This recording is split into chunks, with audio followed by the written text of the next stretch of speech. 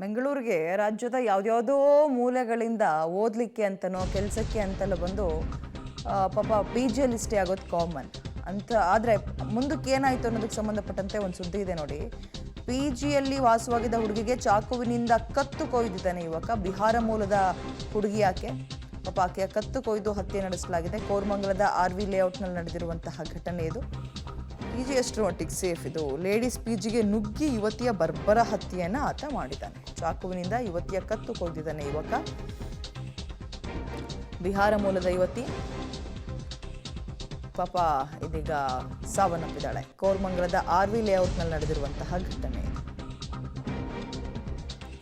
24 ವರ್ಷದ ಕೃತಿ ಕುಮಾರಿ ಅಂತ ಆ ಯುವತಿ, ಹತ್ಯೆಯಾದ ಯುವತಿಯ ಹೆಸರು. ಬೆಂಗಳೂರಿಗೆ ಒಂದು ಖಾಸಗಿ ಕಂಪನಿಗೆ ಕೆಲಸಕ್ಕೆ ಅಂತ ಬಂದಿದ್ಲು ಆಕೆ. ನಿನ್ನೆ ರಾತ್ರಿ 11:10ಕ್ಕೆ ಲೇಡೀಸ್ ಪಿ ಜಿ ಒಳಗೆ ಆ ಯುವಕ ನುಗ್ಗಿದ್ದಾನೆ. 3ನೇ ಮಹಡಿಯಲ್ಲಿದ್ದ ಕೃತಿ ರೂಮ್ಗೆ ನುಗ್ಗಿ ಕೊಲೆ ಮಾಡಿದ್ದಾನೆ. ಆತ ಧೈರ್ಯ ಮಾಡಿರೋದು ಹೇಳಿ. ಪಿ ಜಿಯ CC ಕ್ಯಾಮ್ರಾದಲ್ಲಿ ಯುವಕನ ಚಲನವಲನ ಎಲ್ಲವೂ ಕೂಡ ಸರಿಯಾಗಿದೆ. ಯಾರೂ ಸೆಕ್ಯೂರಿಟಿ ಇರಲಿಲ್ವಾ ಅಂತ. ಹಾಗಾದ್ರೆ ಸ್ಥಳಕ್ಕೆ ಕೋರಮಂಗಲ ಪೊಲೀಸರು ಭೇಟಿ ಕೊಟ್ಟು ಪರಿಶೀಲನೆ ನಡೆಸಿದ್ದಾರೆ. ಆಕೆಗೆ 23 ವರ್ಷ, ಕೃತಿ ಅಂತ ಹೆಸರು. ಪಾಪ ಹಾಗಾದ್ರೆ ಅಷ್ಟೊಂದು ಈಸಿಯಾ ಲೇಡೀಸ್ ಪಿ ಜಿ ಒಳಗೆ ಹೋಗೋದು ಅಂದರೆ? ಹೊರಗಿನವ್ರಿಗೆ ಅವಕಾಶನೇ ಇರಲ್ಲ. ಈತ ಅದು ಹೇಗೆ ಹೋದ ಮತ್ತು ಆಕೆಯ ರೂಮನ್ನು ಹುಡುಕಿರೋದು ಹೇಗೆ? 3rd ಫ್ಲೋರ್ಗೆ ಹೋಗಿ ಆಕೆಯ ರೂಮ್ಗೆ ಹೋಗಿ ಆಕೆಯ ಕತ್ತನ್ನು ಸೀಳ್ ಬಂದಿದ್ದಾನೆ ಅಂದರೆ ಕಾರಣಗಳೇನೇ ಇರ್ಬೋದು. ವೈಯಕ್ತಿಕವಾಗಿ ಅವರಿಬ್ಬರೇನು ಪ್ರೀತಿಸ್ತಾ ಇದ್ರು, ಬ್ರೇಕಪ್ ಆಯಿತು, ಅಥವಾ ಬೇರೆ ಏನಾದರೂ ವ್ಯವಹಾರನ, ಕಾರಣಗಳಿನ್ನೂ ಗೊತ್ತಿಲ್ಲ. ಬಟ್ ಪಿ ಜಿ ಎಷ್ಟರ ಮಟ್ಟಿಗೆ ಸೇಫ್ ಅಂತ ಪ್ರಶ್ನೆ ಕಾಡುತ್ತೆ. ರಾತ್ರಿ 11:30 ಸುಮಾರಿಗೆ ದೃಶ್ಯಾವಳಿಯಲ್ಲಿ ಗಮನಿಸ್ತಾ ಇದ್ದೀರಿ. ಇದೀಗ ಸ್ಥಳೀಯ ಪೊಲೀಸರು ಅಲ್ಲಿಗೆ ಹೋಗಿ ಮಾಹಿತಿಯನ್ನು ಕಲೆ ಹಾಕಿದ್ದಾರೆ. ಬಾಡಿಯನ್ನು ಕೂಡ ಆ್ಯಂಬುಲೆನ್ಸಿಗೆ ತುಂಬಿ ಈಗ ಪೋಸ್ಟ್ ಮಾರ್ಟಮ್ಗೆಲ್ಲ ಕರ್ಕೊಂಡು ಹೋಗಿದ್ದಾರೆ. ನಿನ್ನೆ ರಾತ್ರಿ ಆಗಿರುವಂತಹ ಘಟನೆ ಇದು. ಪಿ ಜಿಯ ಮುಂಭಾಗದ ಚಿತ್ರಣ. ಪಾಪ ಬೇರೆ ಊರಿನಿಂದ ಬಂದಂತಹ ಹುಡುಗಿ, ಜೀವನವನ್ನು ಅರಸ್ಕೊಂಡು ಬಂದಂತಹ ಹುಡುಗಿ ಈ ರೀತಿಯಾಗಿ ಸಾವನ್ನಪ್ಪಿರೋದು ನಿಜಕ್ಕೂ ದುರಂತ. ಕೃತಿ ಅಂತ ಬಿಹಾರದ ಮೂಲದವಳು, ಇನ್ನೂ 23 ವರ್ಷ ಪಾಪ ಹುಡುಗಿಗೆ. ಇದಕ್ಕೆ ಸಂಬಂಧಪಟ್ಟಂತೆ ನಮ್ಮ ಪ್ರತಿನಿಧಿ ವಾಕ್ತರು ಕೊಟ್ಟಿದ್ದಾರೆ, ನೋಡೋಣ. ಬೆಂಗಳೂರಲ್ಲಿ ಲೇಡೀಸ್ ಪಿ ಜಿಗಳು ಎಷ್ಟರ ಮಟ್ಟಿಗೆ ಸೇಫ್ ಅನ್ನುವಂತಹ ಪ್ರಶ್ನೆ ಕಾಡ್ತಾ ಇದೆ. ರಾತ್ರೋರಾತ್ರಿ ಲೇಡೀಸ್ ಪಿ ಜಿಗೆ ನುಗ್ಗಿ ಯುವಕನೋರ್ವ ಯುವತಿಯನ್ನ ಕೊಂದಿದ್ದಾನೆ. ಸದ್ಯ ಘಟನೆ ಆಗಿರುವಂತಹ ಜಾಗದಲ್ಲಿದ್ದೇನೆ. ಇದು ಕೋರಮಂಗಲದ VR ಲೇಔಟ್ ಅನ್ನುವಂತಹ ಪ್ರದೇಶ. ಇದು ಪಿ ಜಿ, ಇದು ಮಹಿಳಾ ಪಿ ಜಿ. ಇದು ಮುಖ್ಯವಾಗಿ Bhargavi staying home ladies P G. ಇಲ್ಲಿ ಸುಮಾರು ಬೇರೆ ಬೇರೆ ಕಂಪನಿಗಳಲ್ಲಿ ಕೆಲಸ ಮಾಡ್ತಿದ್ದಂತಹ ಮಹಿಳಾ ಉದ್ಯೋಗಿಗಳು ಕೂಡ ಈ ಪಿ ಜಿಯಲ್ಲಿ ಇದ್ದರು. ಆದರೆ ಸುಮಾರು 11 ಗಂಟೆ 11:30 ಸುಮಾರಿಗೆ ಓರ್ವ ಯುವಕ ಬರ್ತಾನೆ. ನೇರವಾಗಿ ಈ ಪಿ ಜಿಯ ಎಂಟ್ರೆನ್ಸ್ ಗ್ಲಾಸನ್ನು ಕೂಡ ಹಾಕಿರೋದಿಲ್ಲ. ನೇರವಾಗಿ 3ನೇ ಫ್ಲೋರ್ಗೆ ಹೋಗಿ ಕೃತಿ ಕುಮಾರ್ ಅನ್ನುವಂತಹ ಬಿಹಾರ ಮೂಲದ ಯುವತಿ, 24 ವರ್ಷದ ಯುವತಿ, ಆ ಯುವತಿಗೆ ಚಾಕುವಿನಿಂದ ಇರಿದು ಕೊಲೆ ಮಾಡಿದ್ದಾನೆ. ಸೊ ಆ ನಂತರ ಅಲ್ಲಿದ್ದಂತಹ ಪಿ ಜಿಯಲ್ಲಿದ್ದಂತಹ ಇತರೆ ಸಹಪಾಠಿಗಳ ಎಲ್ಲರೂ ಕೂಡ ಗಾಬರಿಗೆ ಒಳಗಾಗ್ತಾರೆ, ಆತಂಕಕ್ಕೂ ಕೂಡ ಒಳಗಾಗ್ತಾರೆ. ಮೃತ ಕೃತಿ ಕುಮಾರ್ ಕ್ರೀಡೋ ಕಂಪನಿಯಲ್ಲಿ ಕೆಲಸ ಮಾಡ್ತಾ ಇದ್ರು. ಈಗಾಗಲೇ ಘಟನೆ ಸಂಬಂಧ ಸೌತ್ ಈಸ್ಟ್ ಡಿವಿಷನ್ DCPಯಿಂದ ಕೂಡ ಸ್ಥಳವನ್ನು ಪರಿಶೀಲನೆಯನ್ನು ಮಾಡಿ ಮಾಹಿತಿಯನ್ನು ಕೂಡ ಕಲೆ ಹಾಕಿದ್ದಾರೆ. ಜೊತೆಗೆ ಘಟನೆಗೆ ಕಾರಣ ಏನು ಅನ್ನುವಂಥದ್ದನ್ನು ತಿಳಿಯುವಂತಹ ಪ್ರಯತ್ನವನ್ನು ಕೂಡ ಮಾಡಿದ್ದಾರೆ. ಬಹುಶಃ ಈ ಘಟನೆಯ ಸ್ಥಿತಿ ಗಂಭೀರತೆಯನ್ನು ನೋಡ್ತಾ ಇದ್ದರೆ ದೊಡ್ಡ ಮಟ್ಟದಲ್ಲಿ ಇದೆ. ಸೊ ಹಾಗಾಗಿ ಮಾಧ್ಯಮಗಳಿಗೂ ಕೂಡ DCP ಅವರು ಪ್ರತಿಕ್ರಿಯೆ ನೀಡಲಿಲ್ಲ. ನಾಳೆ ಖುದ್ದು ಪೊಲೀಸ್ ಆಯುಕ್ತರೇ ಇದ್ರ ಬಗ್ಗೆ ಮಾತನಾಡ್ತಾರೆ ಅನ್ನುವಂತಹ ಮಾಹಿತಿಯನ್ನು ಕೂಡ ಕೊಟ್ಟರು.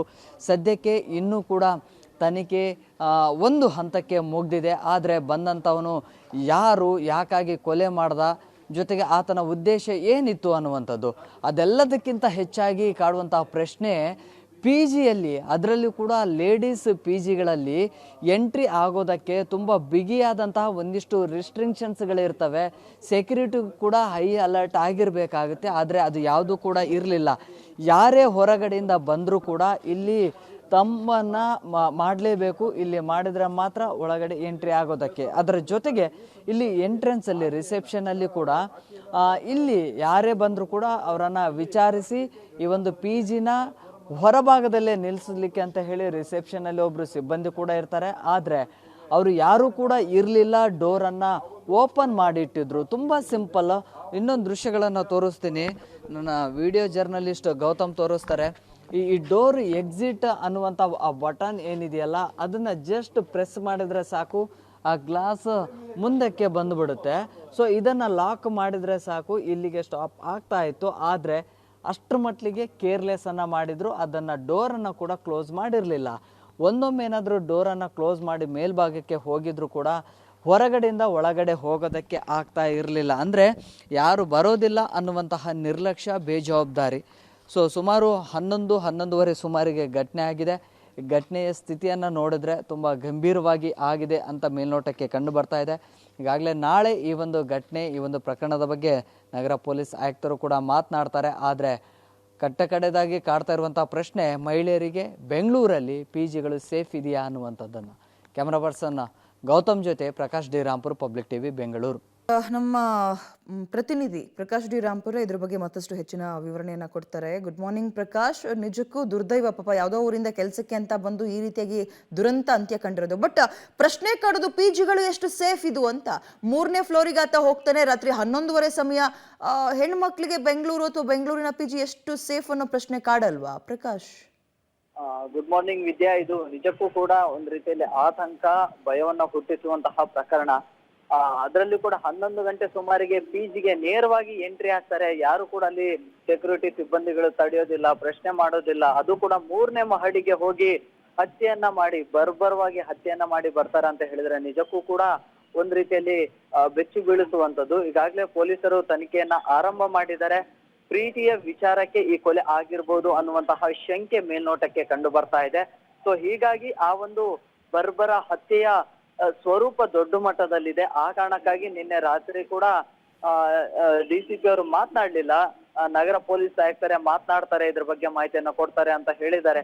ಈಗಾಗ್ಲೇ ಆ ಒಂದು ಚಾಕುನಿಂದ ಕತ್ತನ್ನ ಕೊಯ್ದು ಆ ಒಂದು ಯುವಕ ಎಸ್ಕೇಪ್ ಆಗಿದ್ದ. ಆ ಸಂದರ್ಭದಲ್ಲಿ ಕೂಡ ಆ ಒಂದು PGಯ ಸೆಕ್ಯೂರಿಟಿಗಳು ಕೂಡ ಯಾರು ಕೂಡ ಇರ್ಲಿಲ್ಲ. ಅಟ್ಲೀಸ್ಟ್ ಅವರನ್ನ ತಡೆಯುವಂತಹ ಪ್ರಯತ್ನಗಳು ಕೂಡ ಆಗಿಲ್ಲ. ಸೊ ಹೀಗಾಗಿ ಎಷ್ಟು ಗಂಟೆಗೆ ಬಂದ, ಆತ ಯಾರು ಅನ್ನುವಂತಹ ಎಲ್ಲ CCTVಗಳ ಮೂಲಕವಾಗಿ ಪರಿಶೀಲನೆಯನ್ನ ಕೂಡ ನಿನ್ನೆ ರಾತ್ರಿನೇ ಮುಗಿಸಲಾಗಿದೆ. ಜೊತೆಗೆ ಅವರು ಅಂದ್ರೆ ಬೇರೆ ರಾಜ್ಯದ ಯುವತಿ ಆಗಿದ್ರು, ಇಲ್ಲೇ ಒಂದು ಖಾಸಗಿ ಕಂಪನಿಯಲ್ಲಿ ಕೆಲಸ ಮಾಡ್ತಾ ಇದ್ರು. ಆ ಕಾಂಟ್ಯಾಕ್ಟ್ ಅನ್ನ ತೆಗೆದುಕೊಂಡು ಈಗ ಅವರ ಸ್ನೇಹಿತರಿಗೂ ಕೂಡ ವಿಷಯವನ್ನ ತಿಳಿಸಿದ್ದಾರೆ. ಆ ಮೂಲಕ ಅವರ ಪೋಷಕರಿಗೂ ಕೂಡ ಕಾಲ್ ಅನ್ನ ಮಾಡಿದ್ದಾರೆ. ಆದ್ರೆ ಇಲ್ಲಿ ಪ್ರಶ್ನೆ ಕಾಡ್ತಾ ಇರುವಂತದ್ದು, ಅದು ರಾತ್ರಿ ಹೊತ್ತಲ್ಲಿ ಮಹಿಳಾ PGಗಳಲ್ಲಿ ಈ ರೀತಿಯ ಘಟನೆಗಳು ಆಗ್ತಾ ಇದೆ ಅಂತ ಹೇಳಿದ್ರೆ PGಗಳದ್ದೇ ಇಲ್ಲಿ ತಪ್ಪು, ಭದ್ರತಾ ಲೋಪ ಕಾಣ್ತಾ ಇದೆ ಅನ್ನುವಂಥದ್ದು ಸ್ಪಷ್ಟ ಆಗಿದೆಯಾ. ಓಕೆ, ಥ್ಯಾಂಕ್ ಯು ತಮ್ಮ ಡೀಟೇಲ್ಸ್ಗೆ.